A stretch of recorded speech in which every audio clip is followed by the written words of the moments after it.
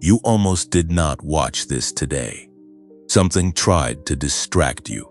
Something tried to keep you busy, keep you scrolling, keep you moving past this without stopping. And yet here you are, because no matter what tried to pull you away, something stronger pulled you closer. That something is not coincidence. That something is not fate. That something is the hand of God, and it has been steering you toward this moment with a precision and a purpose that should stop you completely in your tracks. Now pause for just a moment and think about what it took for you to arrive here. Think about the path that brought you to this exact point. Not just today, not just this week, but the entire arc of your life up until this second.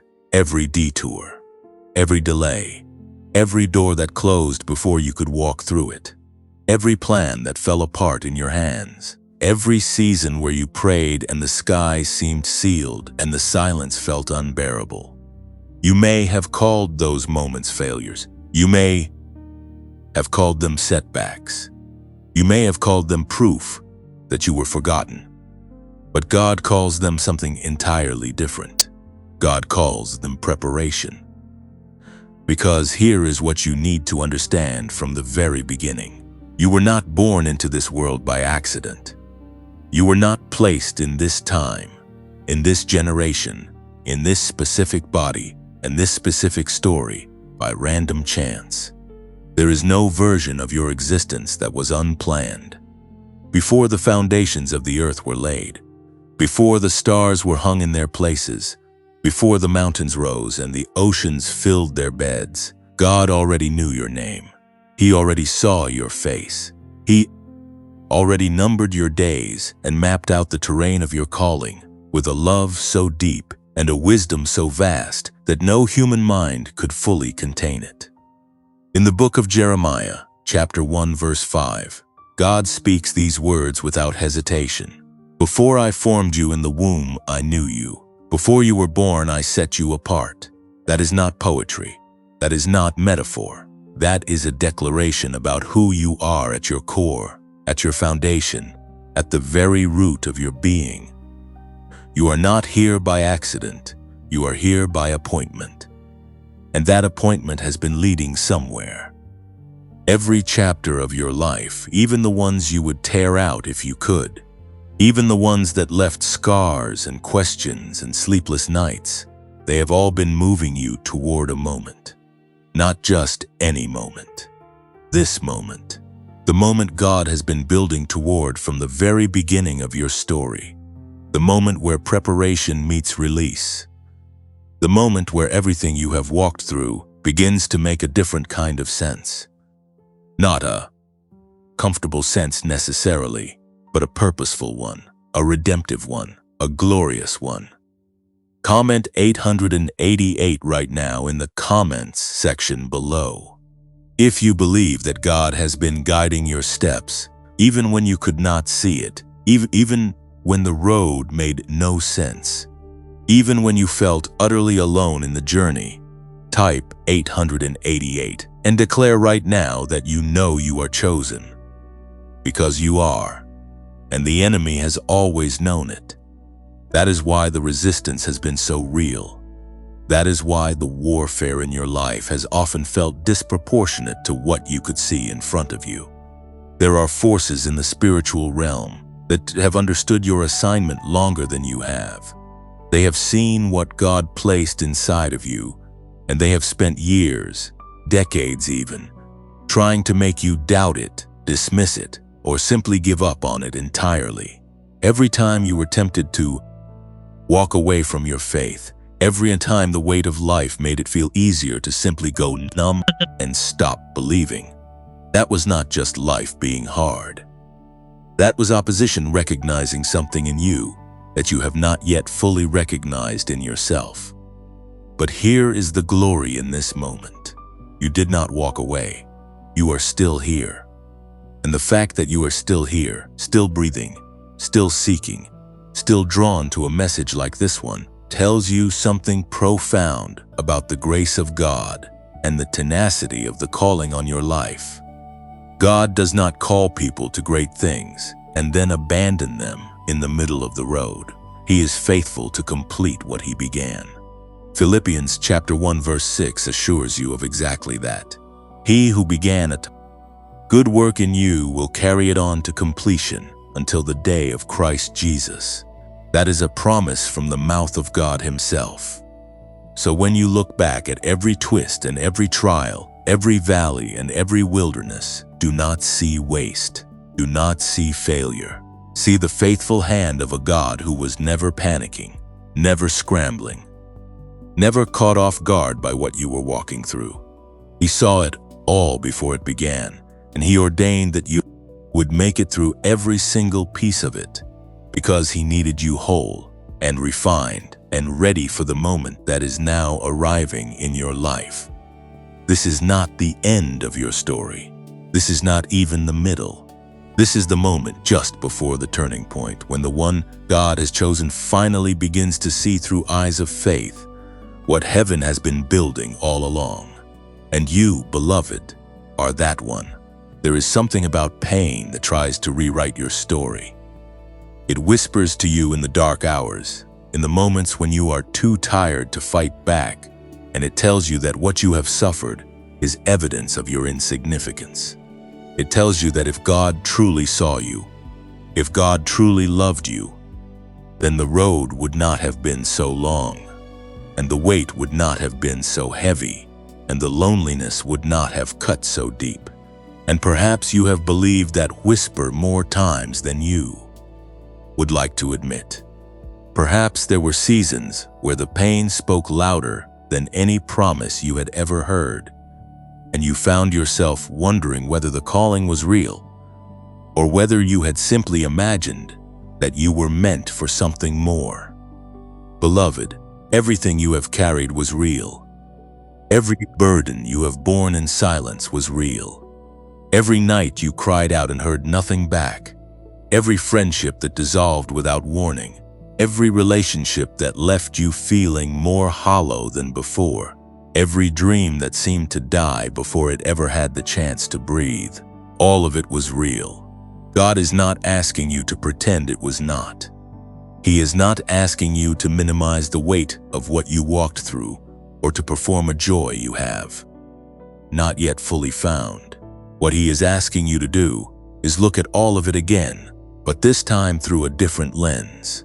Not the lens of abandonment, not the lens of punishment, but the lens of purposeful formation. Because here is a truth that the enemy never wants you to settle into. God does not waste pain in the lives of his chosen ones. He is too sovereign for waste and too loving for meaningless suffering. Every wound you have carried has been working something into you that could not have been worked in any other way. Patience cannot be built in comfort. Compassion cannot be born without having first known pain. Authority in the spirit realm is not granted to those who have only known ease. It is carried by those who have been broken open, who have wept until they had nothing left, who have stood in the rubble of their own expectations and choose against every natural instinct to trust God anyway. That is you. That is the story of what God has been building in you through every hard season. Think about Joseph for a moment. A young man with a God-given dream, loved by his father, carrying a sense of destiny so real he could barely contain it. And yet the road to that destiny ran directly through a pit dug by his own brothers, through a slave trader's caravan, through the betrayal of a household he had served faithfully, and through years of imprisonment for a crime he never committed. If you had only seen Joseph in the pit, you would have called his life a tragedy. If you had only seen Joseph in prison, you would have said his dream was a delusion. But God was in every chapter, quietly working, quietly preparing, quietly positioning the one he had chosen for a moment that would change the course of an entire nation. And when the appointed time arrived, Joseph did not walk into his destiny. He was summoned into it because God knew he was ready, not because the road had been easy, but precisely because it had not been. Your pain has been your preparation. Your wilderness has been your school. And the God who allowed the stripping was the same God who was planning the crowning. There were nights when you felt completely misunderstood, were there not? Nights when the people closest to you could not see what God had placed inside of you. When you tried to share your heart and were met with silence or dismissal, or something worse than both. You have been underestimated. You have been overlooked. You have poured yourself out for others and received very little in return. You have been the one who showed up, the one who stayed, the one who prayed for others even when no one was praying for you. And in those moments of invisibility, it may have felt as though even God had stopped looking your direction. But invisibility to the world is not invisibility to heaven. In fact, some of the most profound work God has ever done in a human life has taken place in seasons of complete obscurity, when no one was watching, when no applause was possible, when the only witness was the Father himself. Those hidden seasons are not punishments. They are the sacred, protected space where God does the kind of deep work that could never survive public exposure. He was not hiding you from your destiny in those seasons. He was hiding you for it, the way a seed is hidden in the ground before it becomes something that no one can ignore. And here, in this moment, we want to pause and speak to you from a place of sincerity. The team behind this channel has poured every ounce of faith and devotion into creating these messages, not as a product, but as a ministry, as a genuine desire to reach the ones who are tired, the ones who are almost ready to give up, the ones who need to hear that God has not forgotten them and that their suffering has not been in vain. This channel is no longer monetized through YouTube, which means every video you watch here is built entirely on the faithfulness of people who believe in what this message is doing in the lives of others.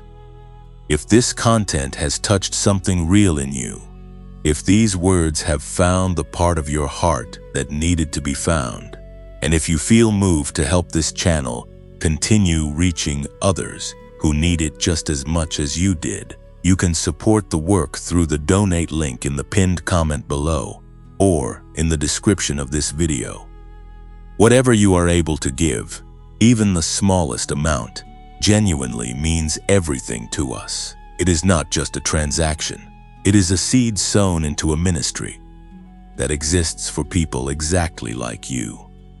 And if giving is not something you are able to do right now, please hear this clearly. That is completely okay. Your presence here is already a gift. If this message has meant something to you, the most powerful thing you can do is leave a comment below, because your words encourage not only this channel, but every other person who will read them. Share this video with someone who is walking through a hard season and does not know that God has not forgotten them. And if you have not yet subscribed, please do so now, because there are more messages coming that are going to meet you exactly where you are. Every like, every share, every subscription is a way of saying that this kind of content matters, and it helps make sure that others who need it can find it.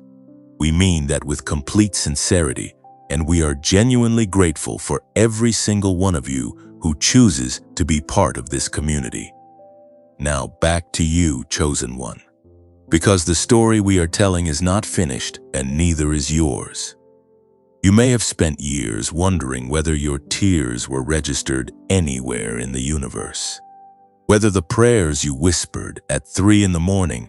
found any ear willing to listen, whether the faith you fought to hold on to through every storm was producing anything at all.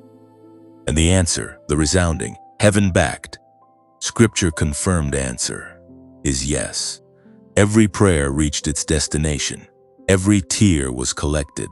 Psalm 56 verse 8 speaks of a God who keeps account of your sorrows, who collects your tears in a bottle and records each one in his book. You were never unseen. You were never unheard. The silence you experienced was never the silence of a God who had turned away. It was the sacred silence of a God who was working in ways that could not yet be spoken, in depths that could not yet be revealed, in a timing that was not yours to dictate, but His to determine. And that timing is now shifting. The weight you have carried has not been for nothing. It has been building something in you that this world desperately needs. A strength that does not come from easy living. A compassion that does not come from a life without scars. A faith that does not waver under pressure because it was forged in the fire of real pressure. A voice that carries authority because it has wept and wrestled and refused to let go of God, even when letting go would have been so much easier. You are not defined by what broke you. You are defined by what kept you standing after the breaking. And the God who kept you standing all this time has been doing it for a reason that is now beginning to unfold before your eyes.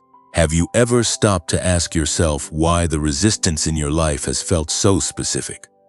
Not just general hardship, not just the ordinary difficulties that every human being faces by virtue of living in a broken world, but a particular, targeted, relentless kind of opposition that seems to know exactly which areas of your life to strike and exactly when to strike them. The moments you were closest to a breakthrough, something would shift and the ground would give way beneath you. The seasons when your faith was building momentum, something dries up and threatened to dismantle everything you had carefully constructed. The relationships that were supposed to carry you forward somehow turned into sources of pain. The doors that looked most promising somehow became the ones that shut with the loudest sound. That pattern is not random. That pattern is intelligence, and it is intelligence directed against you specifically because of what you carry specifically. You need to understand something about spiritual opposition that most people never fully grasp. Because if they did, it would change the way they interpret every hard thing they have ever walked through. The enemy does not waste resources. He does not deploy serious, sustained, calculated opposition against people who pose no threat to his kingdom. A life that is going nowhere, a calling that will never be fulfilled, a gift that will never be activated. Those things do not require warfare. They require nothing at all because they are already neutralized. But a life that carries genuine divine assignment, a gift that could genuinely disrupt darkness, a calling that could shift the spiritual atmosphere of a family, a community, a generation, that is something that demands attention from the opposing side. And your life has demanded that attention for a very long time. Think about the areas where you have been hit the hardest. Think about the things that were attacked most aggressively. Your sense of identity, your sense of worth, your belief in the goodness of God, your ability to trust other people, your confidence in the gifts and abilities that God placed inside of you, your willingness to step forward and take up space in the rooms you were meant to occupy. These were not random targets. These were strategic ones because the enemy understood that if he could undermine your identity, he could neutralize your authority. If he could make you question your worth, he could keep you small. If he could shatter your trust, he could isolate you from the community and the relationships that were designed to sharpen and support you. If he could make you doubt your gifts, he could keep those gifts buried, inactive, producing nothing. And for a season, perhaps a very long season, that strategy appeared to be working. But here is what the enemy miscalculated. He attacked you with the assumption that you would eventually break and stay broken. He assumed that the accumulation of wounds would eventually be enough to make you walk away from God, walk away from your calling, walk away from the fight entirely. He thought the isolation would be enough. He thought the grief would be enough. He thought the repeated disappointments would be enough. And yet every time he thought he had you, something in you refused. Not because you were naturally stronger than the opposition, not because you had more willpower than other people, but because the God who placed the calling on your life was simultaneously holding your life in his hand, and no force in existence can extract what God is holding. In the book of Job, we see this principle laid bare in a way that is almost uncomfortable to look at directly. Job was not suffering because he had done something wrong. He was not in the wilderness because God had turned away from him. He was in the wilderness because God had pointed to him specifically and said, "In effect, look at this one. Look at what is in this one." And the enemy, convinced that Job's faith was nothing more than a product of his comfortable circumstances, was given permission to test that faith to its absolute limits. Strip away the wealth, strip away the children, strip away the health, and then see what remains. And what remained in Job was not nothing.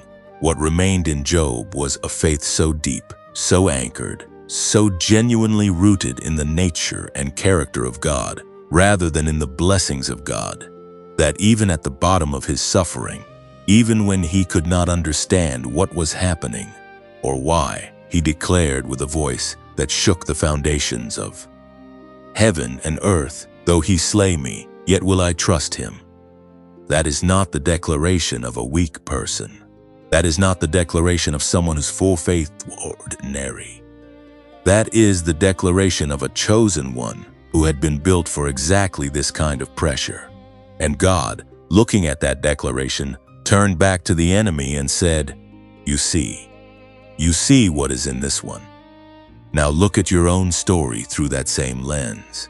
Look at the pressure that has been applied to your life and ask yourself a different question. Not why is this happening to me, but what is this revealing about what God has placed inside of me? Because the intensity of the battle you have survived is a direct indicator of the significance of what you carry. Light does not get attacked. Average does not get attacked.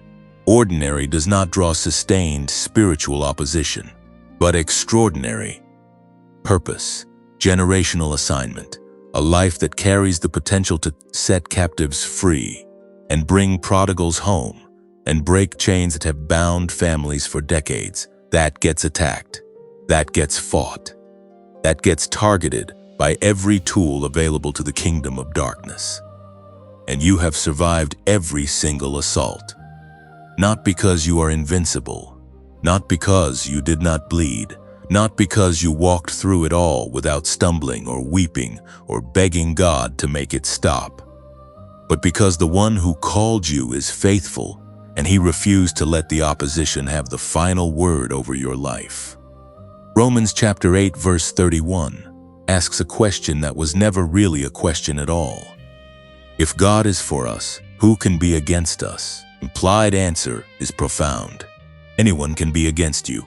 Circumstances can be against you. People can be against you. The enemy himself can be against you with everything in his arsenal. But none of it can ultimately prevail, because the one who is for you is greater than all of it combined, and he does not change his mind about the people he has chosen.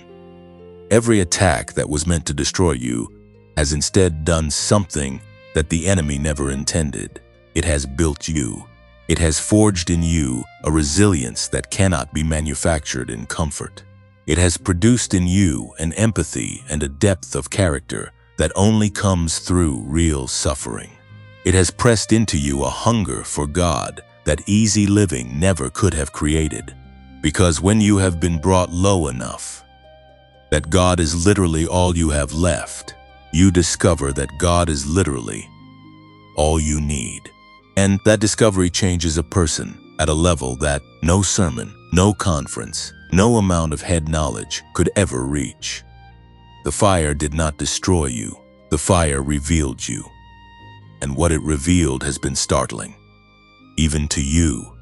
There were moments in the middle of the hardest seasons when you surprised yourself, when you found a strength rising up from somewhere deeper than your own will, when you found words of faith coming out of your mouth even while your heart was breaking, when you found yourself interceding for others even in the middle of your own pain. That was not your strength. That was the strength of the God who lives in you, expressing itself through the cracked and yielded vessel of your life. And a cracked vessel, a vessel that has been broken open, is actually more useful than an unbroken one, because the light inside can get out. Your cracks are not disqualifications. Your scars are not evidence that you missed God. They are the very marks that give your testimony its authority, that give your voice its weight, that make it possible for the people you are called to reach, to look at you and say, this one understands, this one has been where I am. This one did not give up, and maybe, just maybe, neither should I. The enemy fought so hard to stop you because he could see what was coming. He could see the assignment that was waiting on the other side of every attack. He could see the lives you would touch, the chains you would break, the hope you would carry into rooms full of people who had forgotten what hope even felt like. He saw it, and he was afraid of it. And so he fought. He fought with everything he had. And he still could not stop you from arriving at this moment, this threshold, this place, where the preparation is finally meeting the promise. You are still here. That alone is a testimony worth declaring to the world. There's a particular kind of grief that comes not from losing something you had, but from losing something you thought was finally yours. The dream that seemed to be materializing, the relationship that felt like the one, the opportunity that looked like the open door you had been praying toward for years. And then without warning, without explanation, without any apparent reason that made sense to a faithful heart, it was gone. Not delayed, not rerouted, gone. And in that moment of loss, temptation is overwhelming to conclude that God has changed his mind about you, that somehow, somewhere along the way, you disqualified yourself from the promise, that the life you were hoping for was always just slightly out of reach, and perhaps it was never really meant for you at all. But beloved, what if that conclusion is the most dangerous lie the enemy has ever spoken into your ear? What if the very thing you are grieving was never the destination? What if it was a waypoint that served its purpose and then had to be removed, not as punishment, not as rejection, not as evidence that God had withdrawn his hand, but because it was standing in the place where something infinitely greater was being prepared to stand? What if the stripping you experienced was not God taking from you, but God making room for you, making room in your hands for something heavier with glory? Make room in your heart for a love deeper than what you had settled for. Making room in your life for a purpose so expansive that the smaller version you were holding on to would never have been able to contain it.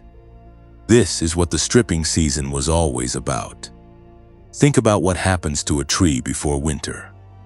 The leaves, which were once the very evidence of life and beauty and fruitfulness, begin to fall. One by one they release their grip and drift away, and the tree stands bare against a cold sky, stripped of everything that made it look alive. To someone who does not understand seasons, that tree looks defeated. It looks finished. It looks like something that has lost the battle against the elements and will not survive to see another spring. But the person who understands seasons knows something entirely different. They know that the stripping is not death. They know that beneath the surface, in the hidden root system where no eye can see, the tree is consolidating its strength, driving its roots deeper, storing up everything it will need for the explosion of new life that is already being prepared. The bareness is not the end of the story. The bareness is the necessary prelude to the most abundant season the tree has ever known. You have been that tree. The things that fell away from your life in the stripping season, the relationships that dissolved, the plans that collapsed, the versions of yourself that you had to let die. They were the leaves, beautiful perhaps, meaningful certainly, but ultimately not the core of what you are. The core of what you are is the root system, and that root system has been going deeper through every hard season than it ever could have gone in times of comfort and abundance. God has been driving your roots into Himself at a depth that will make you unshakable in the season that is now approaching. And a tree with roots that deep does not topple in a storm. It becomes the tree that others shelter beneath when the storm arrives. There is a profound moment in the story of Abraham that speaks directly to what you have walked through. God called Abraham to leave everything familiar, everything comfortable, everything that represented security and identity and belonging in the world he knew, and to go to a place that God would show him later. Not a place that was already mapped out and explained and made comfortable in advance. A place that would only be revealed in the walking. Abraham went. He left. He let go of the known in obedience to a God who was asking him to trust the unknown, and it was in that radical releasing that the covenant began to take shape. The letting go was not the loss. The letting go was the beginning. Your letting go has been your beginning too, even when it felt like nothing but ending. And here in the middle of this message, something stirs in us to speak to you plainly and personally. Behind the creation of every video on this channel, there is a team that prays over these words before they are ever spoken, that wrestles with how to reach the ones who are most tired, most discouraged, most tempted to believe that they have been forgotten. This channel was built as a ministry, as a genuine act of service to the people God is calling into their next season. And right now, this channel is not monetized through YouTube, which means it runs entirely on the generosity of those who believe in what these messages are doing in the lives of real people. If you have found something real in this message today, if something in these words has spoken to a place in your heart that needed to be spoken to, we want to gently invite you to consider supporting this work. Not because we are placing a condition on the blessing you receive here, because the message is freely given and always will be, but because your support, whatever you are genuinely able to offer, makes it possible for this channel to keep creating content that reaches the ones who need it most. You can find the donate link in the pinned comment below this video and also in the description. If you feel led to give, know that it is received with deep gratitude and that it is genuinely sowing into a harvest of lives touched and transformed. And if giving is not something you are in a position to do right now, please do not carry a moment of guilt about that. Your presence here matters profoundly. What would bless this channel more than you may realize is simply this. If this message has touched you, share it with someone who needs it today. One share can be the thing that saves someone from giving up. One comment below, just your honest words about what God is doing in your life, can become the encouragement that keeps another person holding on. And if you have not yet subscribed, we warmly invite you to do so, because more messages are coming, and they are going to meet you in every season of the journey ahead. A like on this video also helps more people find it, and every person who finds it is another life that heaven was steering toward this moment. We say all of this not as a formula, but as a family, and you are part of this family. Now back to the word that God is speaking over your life in this moment, because the stripping season was not the final chapter. In fact, it was not even close to the final chapter. What feels like emptiness right now is actually the cleared ground where God is about to build something you have never seen before. The relationships that left created space for the ones who were always meant to stay. The plans that collapsed were removed to make way for a vision so much larger that the old plans would have been unable to carry it. The identity you lost was the smaller, fear-based, approval-seeking version of yourself that was never going to be able to carry the weight of what God is about to place on your shoulders anyway. He was not stripping you bare, He was stripping you free. Free from the weight of other people's expectations. Free from the version of yourself that was shaped more by fear than by faith. Free from the lesser things you were clinging to because you had not yet been shown the greater things that were coming. Free from the smallness that had been imposed on you by seasons and environments and voices that did not understand what God had placed inside of you. Every single thing that fell away in the stripping season was something that was keeping you from moving with the speed and the freedom and the authority that your assignment requires. And now, standing on the cleared ground, you may feel exposed. You may feel vulnerable in a way that is deeply uncomfortable. But vulnerability on cleared ground is not weakness. It is readiness. It is the posture of someone who has stopped clutching the old and is now open-handed before God, available to receive what He is about to place into hands that are finally free to hold it. The stripping season is over. The building season has already begun, and what God builds on cleared ground, on ground that has been broken and prepared and consecrated through the very suffering you survived, is something that cannot be shaken. Something that stands not by the power of circumstance or human strength or favorable conditions, but by the sovereign will and the sustaining power of the God who ordered every single chapter of your story from the very beginning. What is coming is not a consolation prize for what you lost. What is coming is the reason the stripping had to happen at all. There is a silence that breaks you, and there is a silence that builds you. And the tragedy is that from the inside, they can feel exactly the same.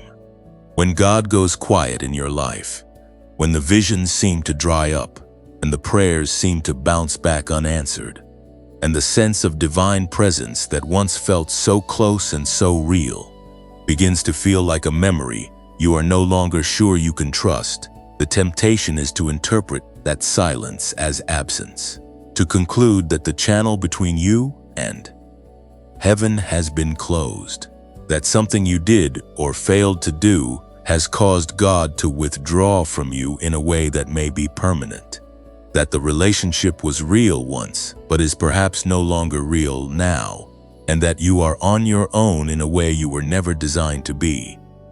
But beloved, the silence of God is not the absence of God. It never has been, and it never will be. Consider the silence of a master craftsman who has stepped back from the bench to examine the work that is being formed. The hammer is not swinging. The chisel is still. To someone watching from a distance, it might look as though the work has stopped, as though the craftsman has lost interest, as though the piece being formed has been abandoned mid-creation. But the craftsman knows something the observer does not. He knows that this moment of stillness is not interruption. It is inspection. It is the necessary pause before the next and most precise movement, the one that requires the steadiest hand, the clearest eye, and the most intentional touch. The silence is not the end of the making. Silence is part of the making. God has been making you in the silence. Think about the wilderness seasons in Scripture and what they produced in the people who walked through them. Moses spent 40 years in the desert before the burning bush appeared. 40 years of what must have felt, on many days, like obscurity and anonymity and the slow grief of a life that seemed to have taken a permanent wrong turn. The man who had once moved through the corridors of Egyptian power was now tending sheep in the middle of nowhere. And the silence of those decades must have been deafening at times. And yet it was precisely in that silence, in that long, unwitnessed season of hiddenness, that God was doing the one thing that the palace could never have done. He was removing from Moses every trace of self-reliance, every residue of the worldly power and prestige that Moses might otherwise have leaned on when the moment of his true calling arrived. When Moses finally stood before Pharaoh, he was not standing in the strength of Egypt. He was standing in the strength of God alone, and that was the only strength that could have accomplished what needed to be accomplished. Your wilderness was doing the same thing. Your silence was doing the same thing.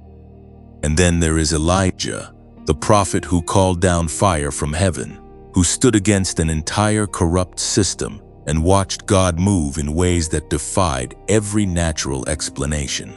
And yet after his greatest victory, after the fire fell, and the prophets of Baal were defeated, and the rain came after 3 years of drought, Elijah collapsed under a tree in the desert and told God he was done. He was exhausted. He was afraid.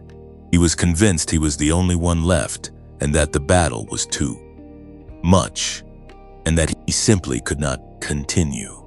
And what did God do in that moment? He did not rebuke him. He did not withdraw from him. He did not strip him of his calling because he had reached his limit. He sent an angel to bring him food and water and said to him with extraordinary gentleness, "Get up and eat, because the journey is too great for you."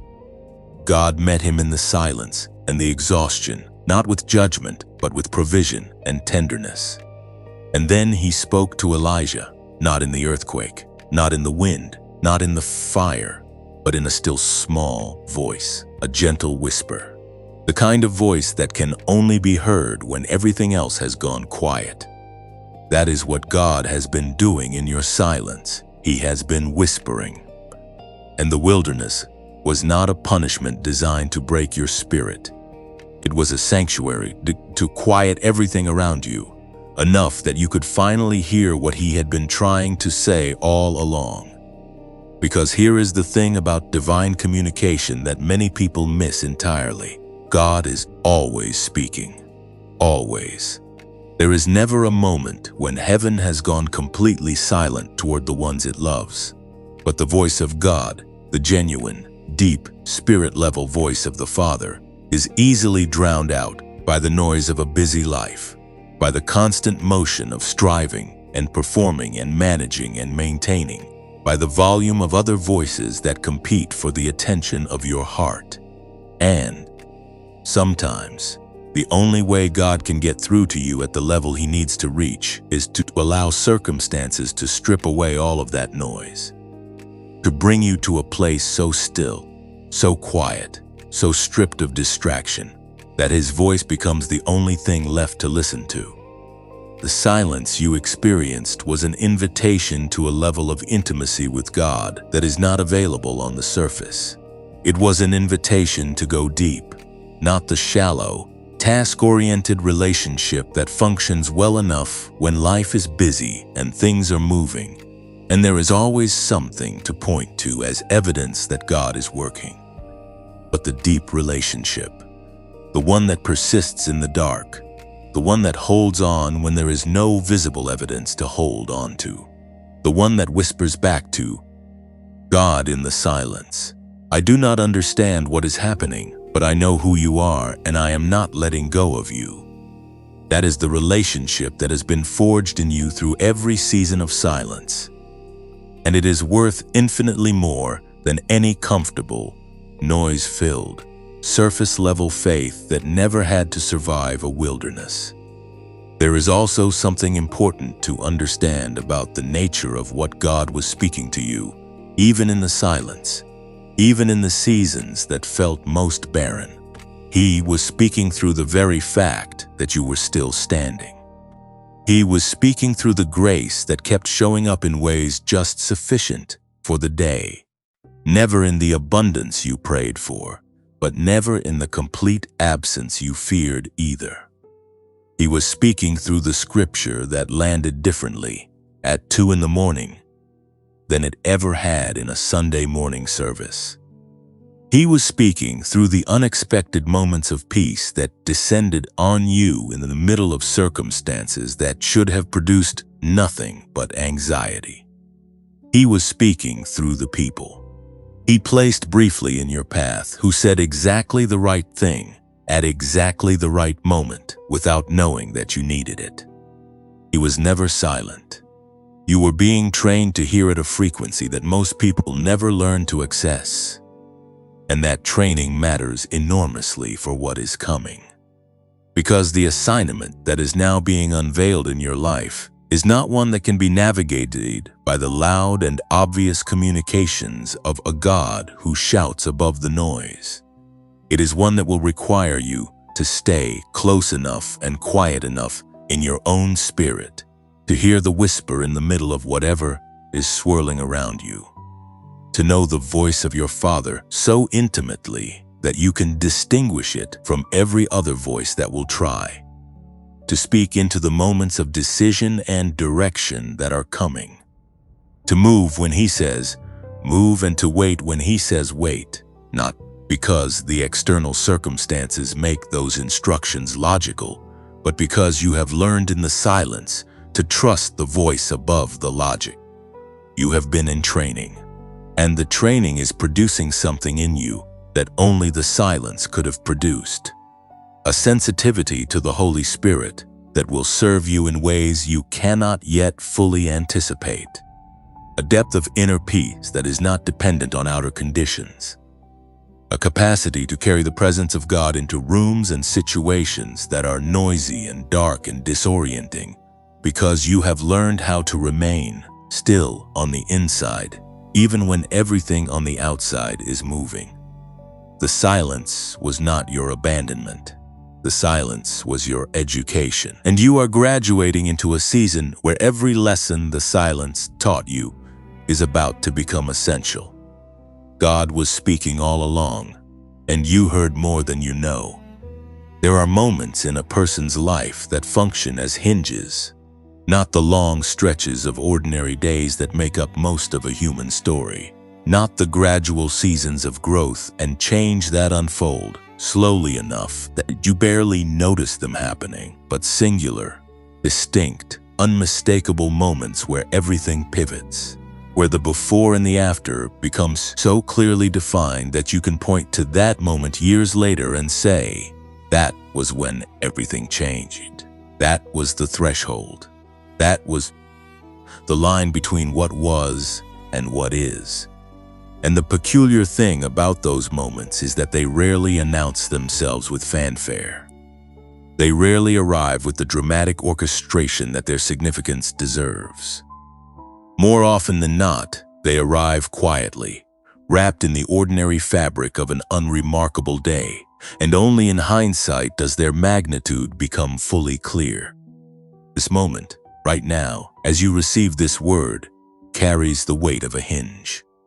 Not because of the messenger, not because of the platform or the production or anything that exists on the surface of what you are experiencing right now, but because God is the one who orchestrated your arrival here. And when God orchestrates a moment, that moment is never without purpose. The same sovereign hand that steered Moses toward the burning bush, that stopped Saul on the road to Damascus, that called Samuel by name in the middle of the night, that is the same hand that steered you here today. And what heaven does in a moment like this is not accidental and not small. Something is being activated in you right now. Activation is not the same as beginning. What is being activated in you did not start today. It was deposited in you before your first breath. It has been developing through every season you have survived, every lesson the silence taught you, every piece of character that the fire forged in the hidden places of your life. Activation is the moment when everything that was built in private is finally released for public expression.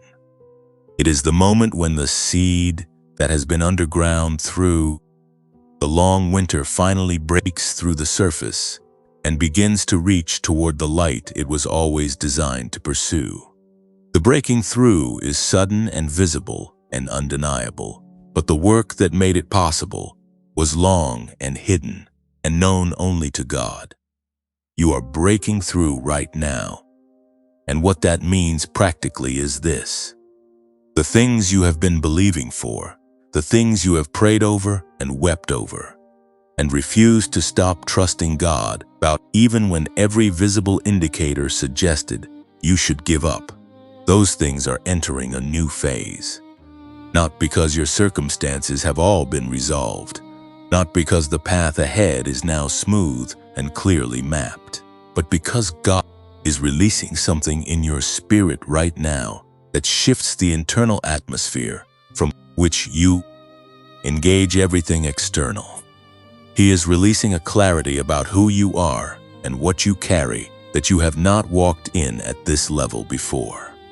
He is releasing a boldness that is not rooted in your own confidence, but in the confirmed knowledge that the one who sent you goes with you and before you and behind you all at once. He is releasing you into the fullness of what He always designed you to be. In the book of Isaiah chapter 60, God speaks a word to His people that begins with two of the most electric syllables in all of Scripture. Arise, shine. Not arise and try. Not arise and hope for the best. Not arise and see how it goes. Arise and shine, for your light has come, and the glory of the Lord has risen upon you. The light that is referenced in that passage is not something the people needed to manufacture, or earn, or work up within themselves. It was something that had come upon them, something that had arrived from outside of them and was now resting on them, and would express itself through them as they simply chose to rise and move. The activation was in the arising. The shining was the natural consequence of carrying a glory that had been given, not achieved. Your light has come, and the arising is happening right now. Now there is something that stirs in our hearts at this point, in the message that we want to share with you openly, because this community is built on sincerity, and we never want to speak to you from behind a wall of performance. Every message's channel is created with the genuine prayer that it finds the right person at the right moment, that it reaches the one who is on the edge of giving up and speaks just enough truth into their spirit to keep them holding on, that it reaches the one who has forgotten who they are and reminds them in a way that lands not just in their mind, but in the deepest part of their being. That kind of content takes time, takes prayer, takes an entire team of people who have said yes to this ministry, even when it is not the easiest road to walk. This channel is no longer earning revenue through YouTube, which means the work you receive here freely is sustained by those who feel genuinely called to support it. If this message has meant something real to you today, if something shifted in you as you listened, if you felt the truth of these words landing somewhere that needed to be reached, we want to gently and sincerely invite you to consider supporting this channel through the donate link you will find in the pinned comment below or in the video description.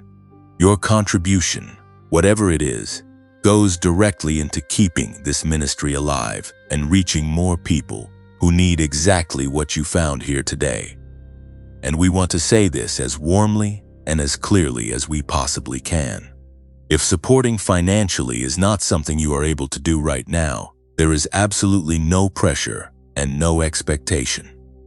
What you can do, and what genuinely matters more than you may realize, is to like this video before you leave, because it helps more people find it. Share it with one person in your life who is in a hard season and needs to be reminded that God has not forgotten them.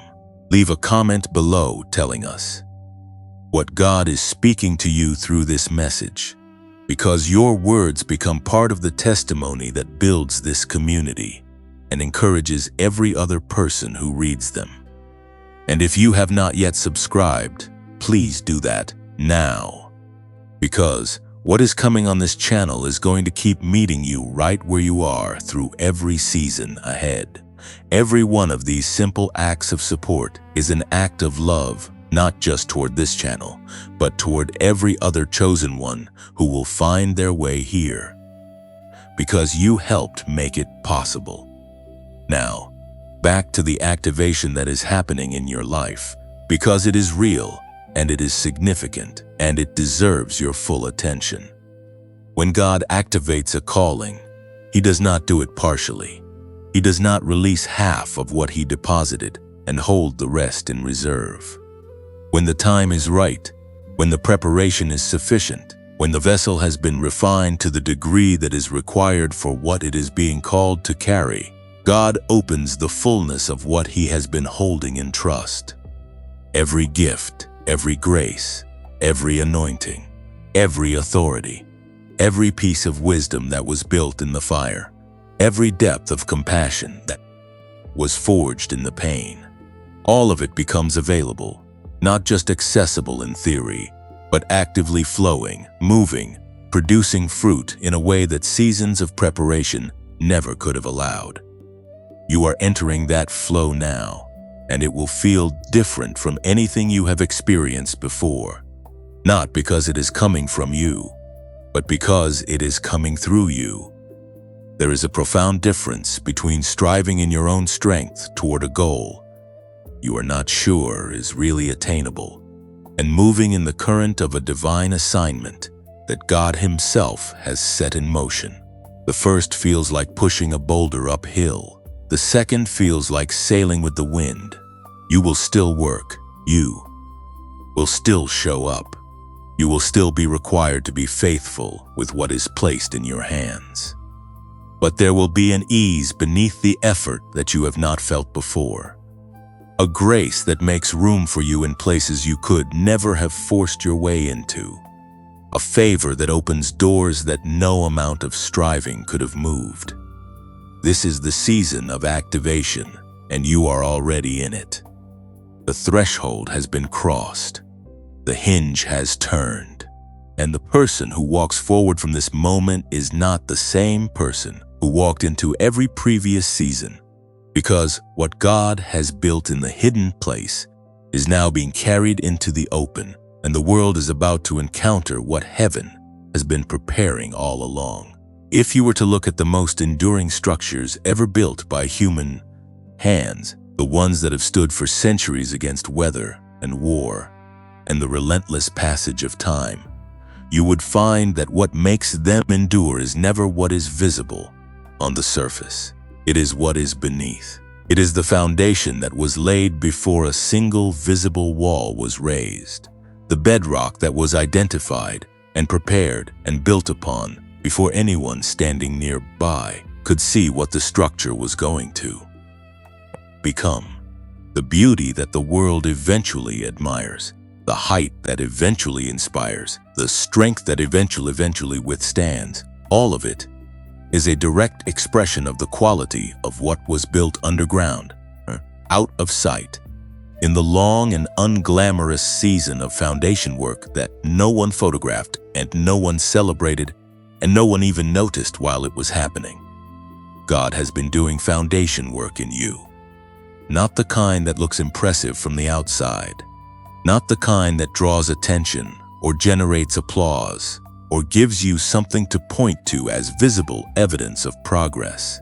The hidden kind, the deep kind, the kind that happens in prayer closets and wilderness seasons, and long nights of wrestling, and quiet mornings of surrender. The kind that happens when no one is watching and no one is affirming, and the only witness to what is being built is the Father Himself.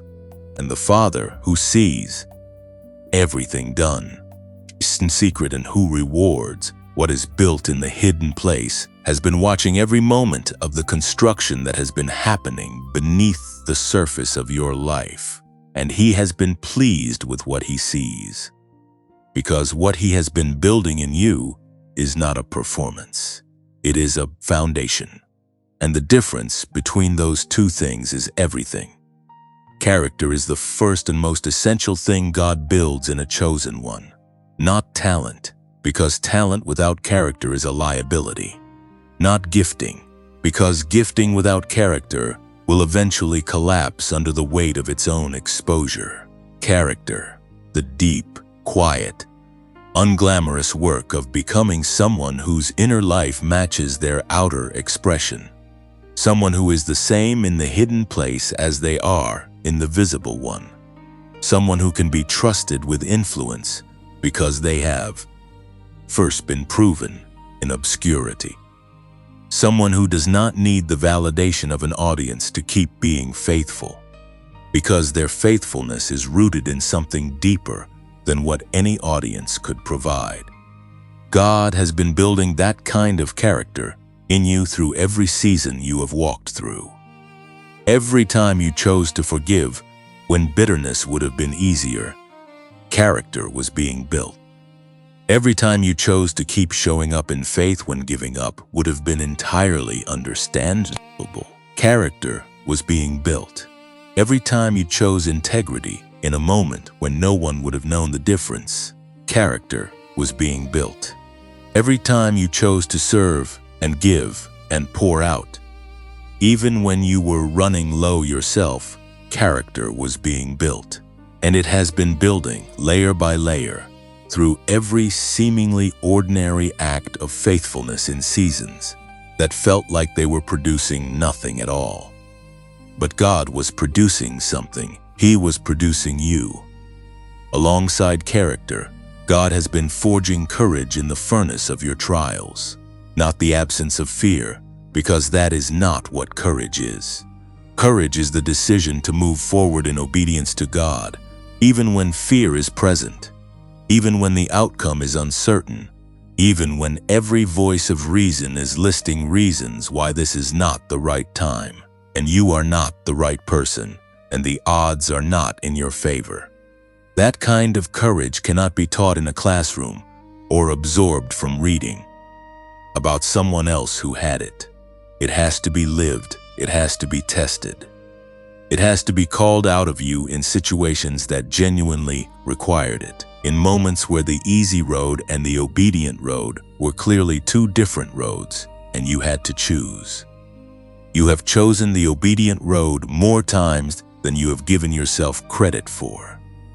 And every time you did, something in you was strengthened that could not have been strengthened any other way. The courage that is in you now is not theoretical. It has been proven.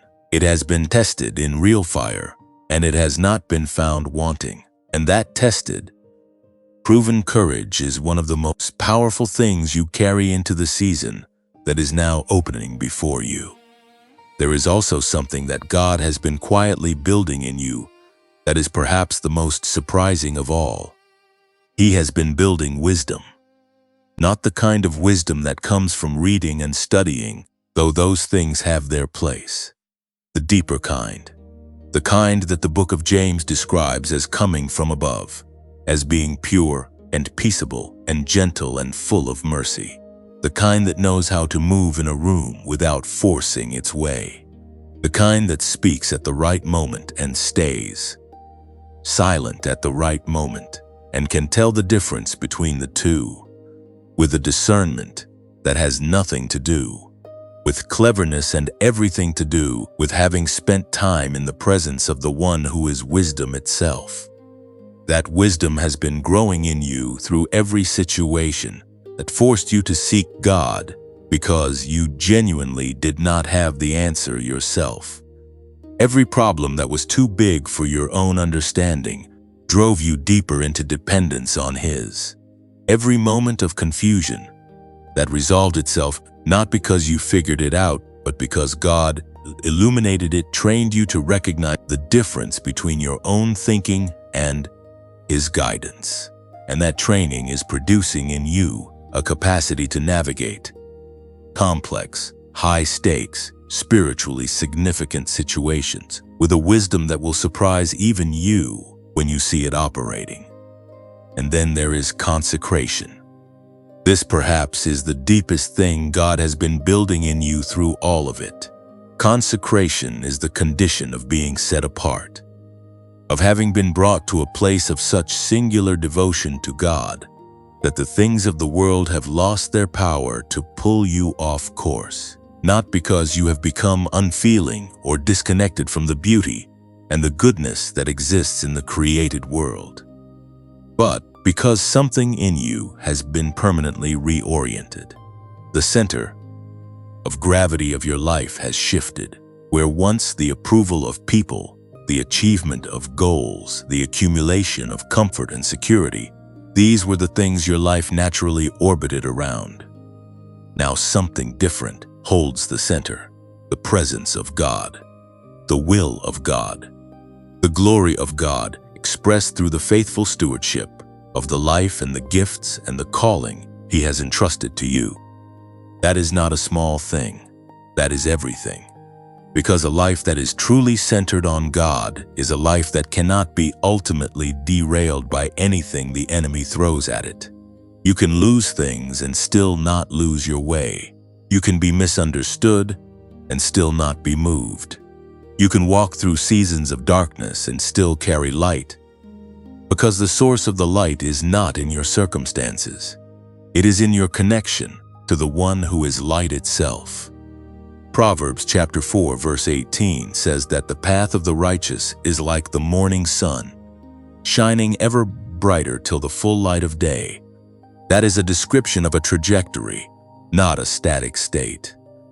It is a picture of something that is not finished, something that is still becoming, still brightening, still moving toward a fullness that has not yet been fully reached.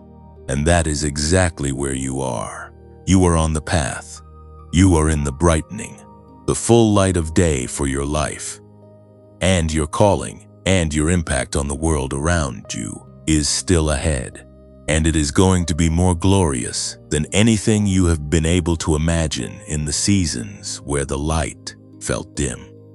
Everything God has built in you, in the hidden place, the character, the courage, the wisdom, the consecration, these are not background qualities. They are the load-bearing walls of everything that is about to be constructed in the visible, fruitful, impactful season that is now beginning. They are the reason the next chapter of your story will stand when everything around it shakes. They are the reason the assignment that is being placed on your shoulders will not crush you, but will instead feel like the thing you were always meant to carry. God did not build all of this in you to leave it unused. He built it because He already knows exactly what it is going to be needed for. There is a moment in the life of every chosen one where the veil begins to lift, where the purpose that has been present all along, woven into the very fabric of who they are, begins to come into focus in a way that is no longer abstract or distant or something to be hoped for in some undefined future. It becomes present. It becomes clear.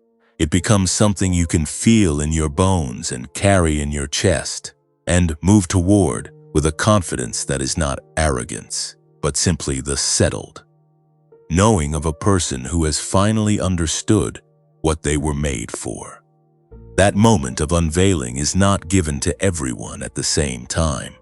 It arrives when the preparation is sufficient, when the character is established, when the courage has been tested and found reliable, when the consecration is deep enough to handle what the assignment requires. That moment is arriving for you now. And what is being unveiled is not something small. What God has been holding in trust for you, the assignment He has been preparing you to carry through every season of breaking and building and silence and activation. It is larger than the version of yourself that entered the wilderness could have handled. It is larger than the version of yourself that sat under the tree of exhaustion and told God you were done could have carried. It required everything the fire built in you, everything the silence taught you, everything the stripping made room for, everything the foundation work produced. It required the full version of you that has been emerging through every hard chapter of your story. And now that version of you is here, and the assignment can finally be fully placed in your hands. So what is the assignment? What is it that God has been preparing you with such precision and such patience to do? At its core, your assignment is to carry what you have received into the lives of people who have not yet received it, to take the hope that kept you alive in your darkest season and become the voice of that hope for someone else who is now in their darkest season, to take the faith that held you together when everything was falling apart and become the demonstrations of that faith for someone who has forgotten that holding together is even possible, to take the wisdom that was forged in your wilderness and bring it to bear in situations that are calling for exactly the kind of understanding that only a wilderness can produce. You are not called to minister from a place of having it all together. You are called to minister from a place of having been broken and rebuilt. And that is a far more powerful position than perfection could ever be. Because the people you are called to reach are not looking for someone who has never struggled. They are looking for someone who has struggled and made it through, and whose eyes carry the unmistakable light of someone who has seen God be faithful in the places where faithfulness seemed impossible. That is you. That is the assignment. And it is already beginning to express itself in ways you may not have fully recognized yet. Think about the conversations you have found yourself in recently. The ones where someone opened up to you about something they had never told anyone else, where something in your presence or your words or simply the way you listened created a space safe enough for them to bring what they had been carrying alone. Think about the moments where you said something that you did not entirely plan to say, that came from somewhere deeper than your prepared thoughts, and watched it land in another person in a way that clearly went beyond the natural. Think about the times when you walked into a room and something in the atmosphere shifted, not because of anything you did deliberately, but simply because of what you carry. Those were not coincidences. Those were previews. Those were the assignment already operating in seed form, showing you the shape of what is about to be released in fullness. Because the fullness is coming. The full expression of what God has placed in you. The gifts operating without the limitations that fear and unbelief and the residue of old wounds imposed on them. The calling moving with the freedom and the authority of someone who knows who they are and who sent them. The impact rippling out beyond what your natural eyes can track. That fullness is what is being unveiled right now. And we want to pause here and speak to you from the heart of this community, because what we are describing is not just a personal reality for the one receiving this message. It is also the reason this channel exists. Every video created here is built on the conviction that there are chosen ones all over the world who need to hear that their assignment is real, that their preparation has not been wasted, that the calling God placed on them before they were born has not expired and has not been given to someone else. Reaching those people requires this channel to keep going, to keep creating, to keep finding the words that land in the right hearts at the right moments. This channel is not monetized through YouTube, and so it depends entirely on the generosity of those who believe in what is being built here. If this message has found you today, and something in it has spoken to the deepest part of your purpose, we want to gently invite you to consider supporting this work through the donate link in the pinned comment below or in the video description. Whatever you are able to give is received not as a transaction, but as a partnership in something that is genuinely reaching people who need it. Your generosity, in whatever measure it takes, is sowing into a harvest of lives that will be touched by the same truth that has touched you today. And if giving financially is not possible for you right now, your support still matters deeply in other ways. Liking this video takes only a moment, and it helps ensure that more people can find this message when they need it most. Sharing it with someone in your circle who is in a season of questioning their purpose could be the most significant thing you do for them today. Leaving a comment below with what God is speaking to you through this message adds your voice to a community of chosen ones who are encouraging one another forward. And subscribing to this channel means you will be here for every message that is coming. Messages that will continue to meet you and equip you and speak into every season of the journey ahead. We are genuinely grateful for every single person in this community, and we do not take lightly the trust you place in us when you spend your time here.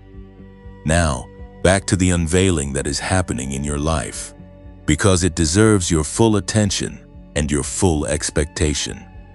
The assignment being revealed to you is not only about what you will do, it is equally about who you will become in the doing of it.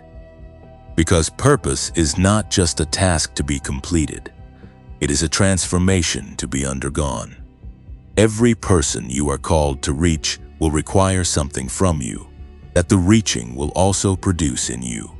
Every act of faithful obedience will simultaneously fulfill the assignment and deepen the character of the one fulfilling it. You will grow into the fullness of what you are called to be through the very process of stepping out in obedience to what you are called to do. This is the profound mercy of how God designs assignment. He does not wait until you are completely finished being formed before He releases you into purpose. He releases you into purpose as part of the forming. The doing and the becoming happen simultaneously, each one feeding the other, each one deepening what the other produces. And so you do not need to wait until you feel fully ready. You do not need to wait until every question is answered and every fear is gone and every wound is completely healed. You need only to say yes to the next step that God is placing before you, and trust that the grace for every subsequent step will be there when you arrive at it. Isaiah chapter 43 verse 19 carries a word that is landing directly on this moment of your life. God says, "See, I am doing a new thing. Now it springs up. Do you not perceive it? I am making a way in the wilderness and streams in the wasteland." The new thing is not coming. It is not being planned for a distant future. It is springing up now, in this season, in this moment, in the very ground of the life you are living right now. The assignment is not waiting for perfect conditions. It is emerging in the middle of the imperfect ones. The way every genuinely miraculous thing God has ever done has always emerged, not when everything was in order, but precisely when it was not. Perceive it, see it, receive it. The assignment is real, and you are ready for it. There is a difference between surviving and inhabiting. Surviving is what you have been doing through the long seasons of warfare and wilderness and waiting. It is a grace in itself, a profound grace, because not everyone makes it through what you have made it through, and the fact that you are still standing is a testimony that should never be minimized. But surviving is not the final destination. It was never meant to be the place where you set in your bags and decided to stay. It was the passage, the narrow road through the hard terrain, the corridor that connects the place of breaking to the place of becoming.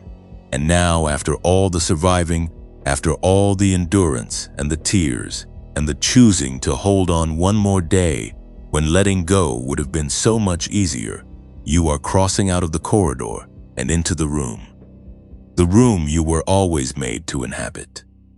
And inhabiting feels different from surviving in ways that are difficult to fully articulate, but that you will recognize the moment you begin to step into them. Surviving is bracing against the wind. Inhabiting is learning to move with it. Surviving is holding on with everything you have. Inhabiting is resting in the grip of the one who was always holding you. Surviving is getting through the day. Inhabiting is walking through the day with a sense of purpose so present and so alive that even the ordinary fleeting moments carry the weight of meaning. Because when you are living inside your assignment, when you are moving in alignment with the reason God placed you on this earth, even the smallest acts of faithfulness begin to feel significant in a way they never did when you were simply trying to get through. This is the promised season, and you are stepping into it now. Not into a season where everything is easy.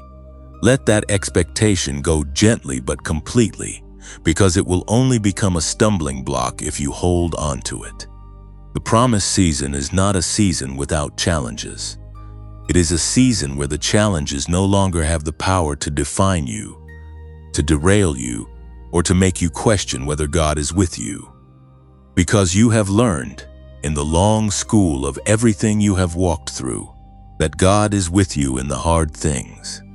You have proof now that the fire does not consume you. You have lived evidence that the floods do not overwhelm you. And walking into the promised season with that proof resident in your bones changes the entire way you engage with whatever comes. You are not walking in naively. You are walking in equipped. Think about the children of Israel standing at the edge of the Jordan River, the water between them and everything God had promised. They had been wandering. They had been in the wilderness long enough that a generation had been born and grown and was now standing at this threshold, having never known anything but the desert. And God said to Joshua, "Be strong and courageous. Do not be afraid. Do not be discouraged, for the Lord your God will be with you wherever you go." That word was not given to people who had an easy road ahead. It was given to people who had a river to cross and giants to face and a land to take. The courage was not for a life without opposition. It was for a life where the opposition was real, but the God who went before them was greater. That same word is being spoken over you at this threshold. Be strong and courageous, not because the road ahead will be without obstacles, but because the one who walks with you is without equal and without limitation and has never once lost a battle he chose to engage. You are crossing the Jordan. You are stepping into the land. And what awaits you on the other side is not just personal blessing, though blessing is coming. It is not just personal freedom, though freedom is expanding in your life even now. What awaits you is impact. Real, lasting, generational impact. The kind that does not stop with you, but flows through you into the lives of everyone you are called to touch. The kind that shifts atmospheres and breaks cycles and opens doors for people who come after you in your family line, in your community, and spheres of influence that God is positioning you to occupy. You are not just stepping into a better life for yourself. You are stepping into a role in a story that is far larger than yourself. A story that God has been writing across generations, and that your chapter is now ready to be lived out loud. And as you step forward into this season, we want to ask you something simple but significant. Right now, in the comment section below this video, type the words, "I receive it." Just 3 words, offered sincerely from the place in your heart that has been waiting for this moment. I receive it. Because there is a difference between hearing a promise and actually opening your hands to take hold of it. There are people who hear the word of God over their lives, who feel the truth of it landing in their spirit, and yet something in them hesitates at the final step of fully receiving it, fully saying yes to it, fully allowing it to become their reality, rather than simply a beautiful idea they hold at a safe distance. Typing those words right now is your way of closing that distance. It is your declaration that you are not just a hearer of what God is saying, but a receiver of it. That you are not watching this promise from the outside, but stepping all the way into the middle of it. So, type, "I receive it" in the comments right now, and let that simple act of faith be the moment you fully open your hands to everything God has been holding in trust for you. Because you are ready. Everything that has been built in you through every season you have survived has been building toward a readiness that is now complete. Not perfect, because readiness for God's purposes has never required perfection. It has required availability, obedience, and the willingness to step forward even when stepping forward requires more faith than certainty. And those things, availability and obedience and willingness, have been forged in you through everything you have walked through. They are present in you now in a measure that is greater than you have ever carried before. The promised season also carries with it a restoration that is worth naming directly, because God is not only giving you new things in this season, He is returning things. Seasons, relationships, opportunities, joy, peace, a sense of self that the enemy tried to erode through years of targeted warfare. God is a God of restoration, and He does not allow the enemy to have the final word over the lives of His chosen ones. What was taken will be returned. What was broken will be rebuilt. What was stolen will be recovered, and in many cases it will be returned in greater measure than it existed before the taking, because God does not simply restore to the original. He restores with increase, with upgrade, with the added depth and dimension that comes from having been through the fire and come out refined. Joel chapter 2 verse 25 carries a promise that God spoke to a people who had watched everything be consumed, who had lived through a devastation so complete that the landscape of their lives had been stripped bare. And into that stripping God spoke these words, "I will repay you for the years the locusts have eaten." Not some of the years, not a partial repayment. The years, the full account of what was lost. God keeps records and He honors His own promises. And the promise of restoration over your life is one that He has not forgotten, even in the seasons where you feared He might have. Everything that the long seasons of survival cost you is being accounted for in the economy of heaven. And the repayment that is coming, the restoration that is already beginning to move in your direction, is going to be so evidently the hand of God that there will be no room for any other explanation. People in your life will watch what happens next in your story, and they will know that this was not luck, and this was not coincidence, and this was not simply circumstances finally aligning. They will know that a God who is faithful and powerful and deeply invested in the lives of His chosen ones reached into the story of a person who refused to give up and turned every page of suffering into a chapter of glory. That is your story. That is the testimony that is being written in this very season. And the world needs to read it, not just in your words, but in your life, in the undeniable evidence of a God who keeps every promise He has ever made to the ones who belong to Him. You are not just surviving anymore. You are inhabiting, and the land is good. You have arrived at the end of this message, but you have not arrived at the end of your story. In fact, what you are standing in right now is one of the most significant beginnings you have ever known, and it would be a disservice to everything you have walked through to treat this moment as simply the conclusion of a video you watched today. This moment is a marker, a stone of remembrance. The kind of moment that Joshua instructed the children of Israel to mark with stones taken from the bed of the Jordan River, so that when their children asked what those stones meant, they could say, "This is where God brought us through. This is where everything changed. This is the place we crossed over. This is your crossing over place.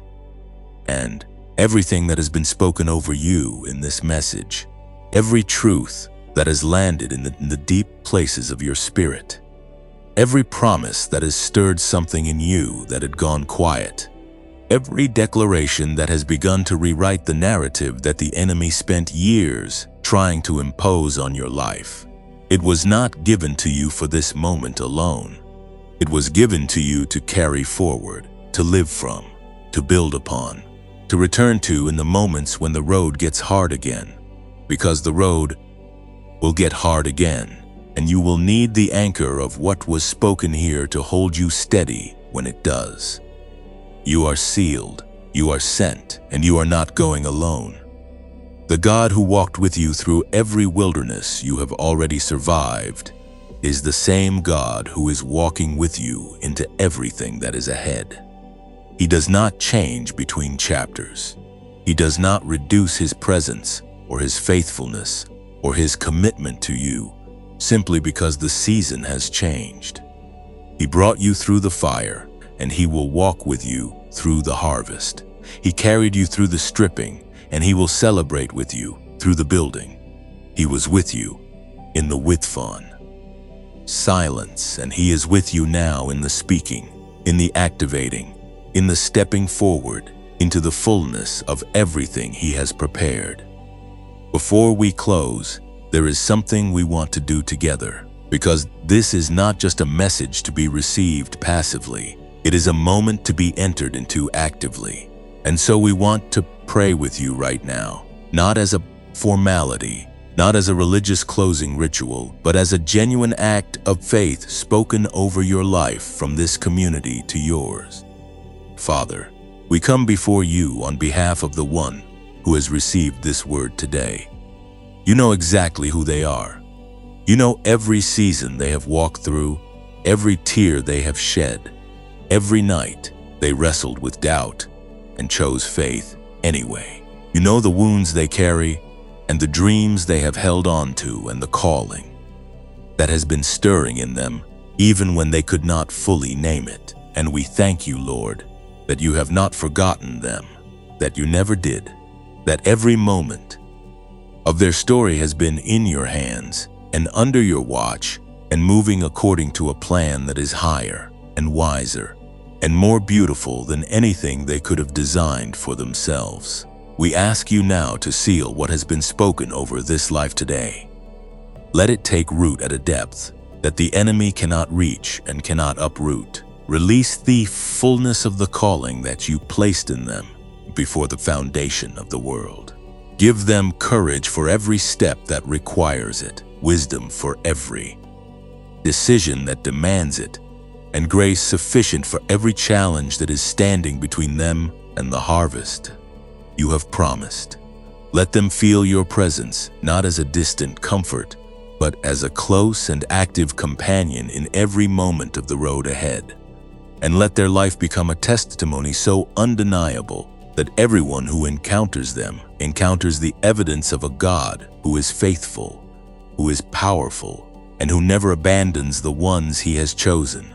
In the name above every name, the name of Jesus, we speak this over you and we declare it done. Amen. Receive that. Let it settle in you. You are prayed for. You are covered. You are not navigating this season alone. And now, as this message comes to its close, we want to speak to you one more time from a place of complete honesty and genuine love.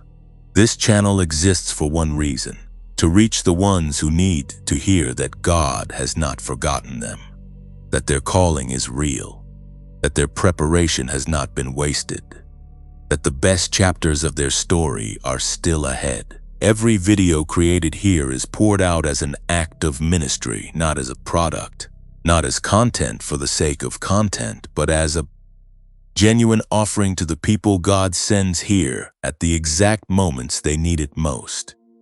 YouTube has demonetized this channel, which means every video you receive here is made without any financial support from the platform itself.